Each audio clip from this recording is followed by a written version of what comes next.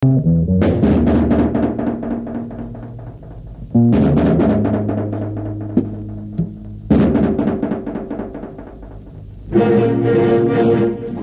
పరిస్థితి ఏం బాగాలేదు, సామాను సీసాలు సర్దేద్దామా?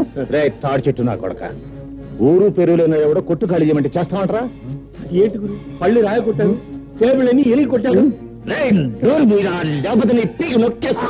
అరగంట పూర్తివాడు అదే చేస్తాడు. నోరు మీద గాడిద. రే భద్రన్న కొడక, అలా గట్టుకడా పక్కిరిగాడు వాడు మనుషులు ఉంటారు. వెనక దాన్ని పోయి తొందరగా తీసుకురా. ఇంకా మీకు 8 నిమిషాల టైం ఉంది. ఇదిగో నా దగ్గర 2 సిగరెట్లున్నాయి. ఒక్కొక్కటి కలుసుకోవడానికి 4 నిమిషాలు పడుతుంది.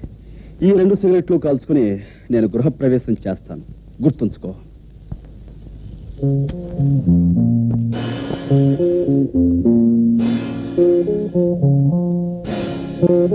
ఆ పక్కిరిగాడు మనుషులు ఇంకా రాలేదేనా? అదృష్టవంతులు వాళ్ళు ఇంకా రారు. ఓరి నా కొడక, నీకు దండం పెడతాను, నువ్వు నోరు మూయరా.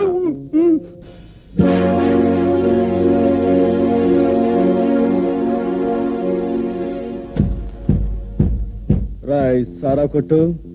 2వ సిగరెట్ కూడా వెలిగిస్తున్నాను. గురు వెళ్ళి చుట్టా కాల్చమని చెప్పండి, టైం కలిసి వస్తుంది.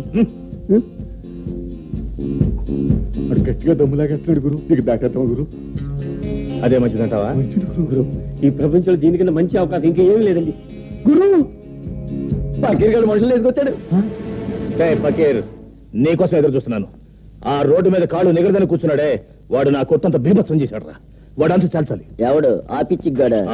ఫెడేల్మని కొడితే పాడెక్కుతాడు. సరే గాని ముందు మనోడికి మందు ఇచ్చుకో.